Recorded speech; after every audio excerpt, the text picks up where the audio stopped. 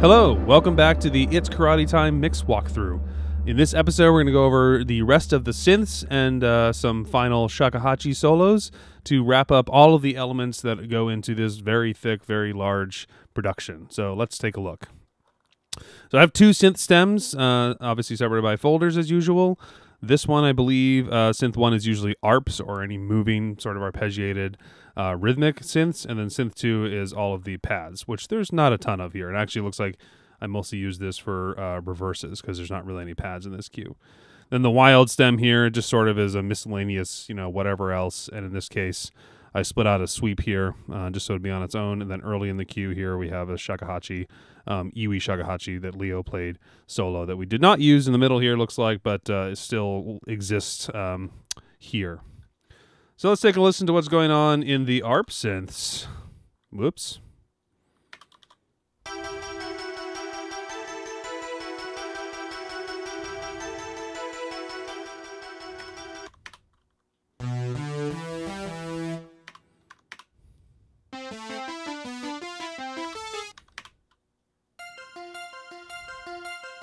Yeah, so just at times, a little bit extra motion, a little bit of things.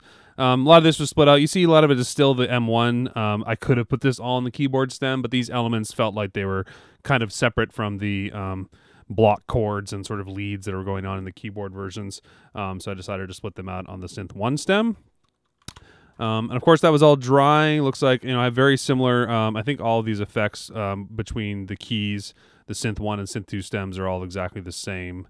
For the most part. I might tweak these. Oh, no, like Synth 1, yeah, this is obviously shorter because ARPs you don't usually want to have a 4.5 second reverb on, so that one's a little bit shorter. But some of these I'm sure probably, yeah, those are exactly the same. This is just a little bit shorter, but otherwise these rooms are all the same, the Hansa. And I did use that, looks like on one sound here. Just a little bit of EQ. I don't think the rest of the stems here, I didn't do any bus EQ. So these are just, no EQ, just from the template. Yeah, let's take a look at this. Turn on my EQs. So just cleaning it up a little bit. A little mid-range clarity, cutting out some low end that just doesn't, all of this garbage down here. No reason to have that in the mix. It's not helpful. And then this is a good example, actually, of why I always make sure that I high pass pretty much everything. Because you get into these synths here, a lot of times you'll get this kind of crap right here. This is just, sub 20 hertz, just digital noise, or maybe if this is from the M1, maybe it's the converters. I don't know. Plugins do this too. Omnisphere, I'll often run into just insane amounts of inaudible sub frequency, sometimes like 5 hertz, 2 hertz, just tones. So yeah, make sure that I try to filter that all out because you might not notice it on small monitors or on a TV, but if you're listening on a system with big subwoofers or something like that, these things can start to be noticed and felt and just has this, rumble, and it can affect your headroom as well because obviously it's still an audio signal. If you can't hear it, it's still, feeding into the bus and is going to hit the compressors and the limiters differently. So, yeah, high passing a lot of stuff is a good idea. So that's the EQs on that. Various reverbs going on here. We'll just turn those on while this is playing at the beginning here.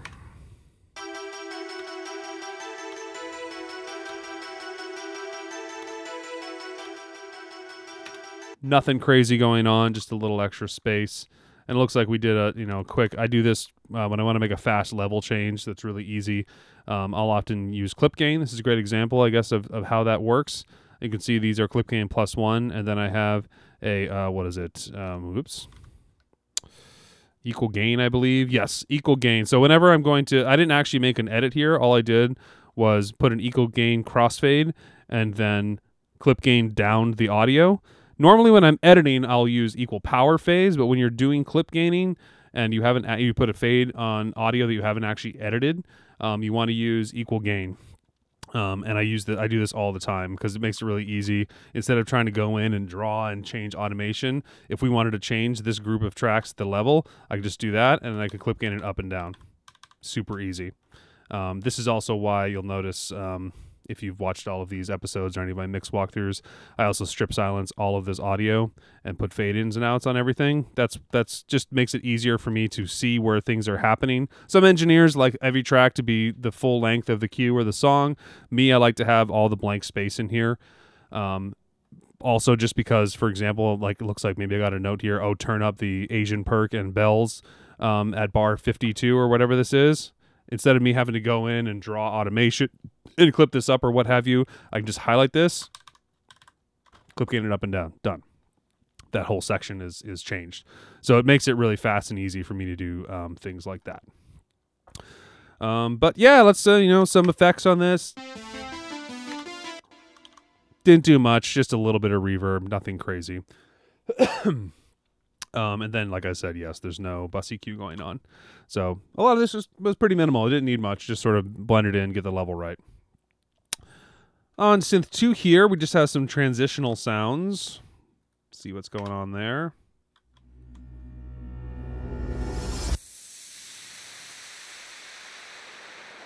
Yeah, reverses, hits, sweepers. I like to stem that stuff out if I can, just because sometimes it helps with editorial. If they need to change the cue, these can kind of help smooth over edits. Or if they want to emphasize these moments in the show, it's just kind of nice to have those separate. And I did absolutely nothing to these. No reverb, no EQs. They sounded fine. Didn't need anything. I just busted them. Then here on the final stem, we got some Shakuhachi.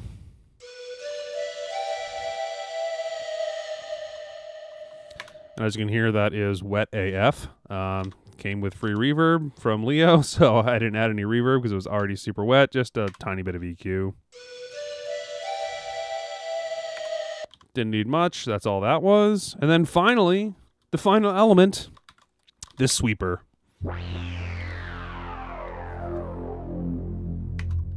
Did a little EQ. Just a little mid-range.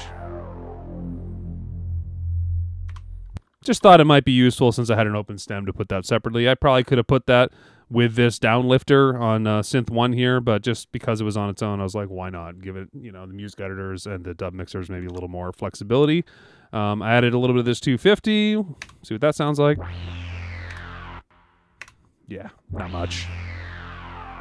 -10 on this end.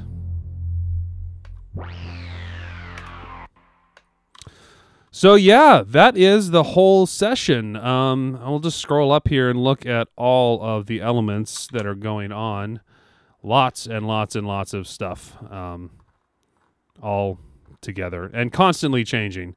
Not only was it a challenge to get all of these elements to work with each other and kind of figure out who's featured where, the cue constantly changes, which you'll hear in the next episode when we play back the whole thing, just kind of how it's almost like 8 or so different themes or different cues just strung all together. So this one took a while to mix, but really proud of how this one turned out. So watch the next episode and we'll compare this full mix to the reference, and that'll be that. Thanks for watching. Bye-bye.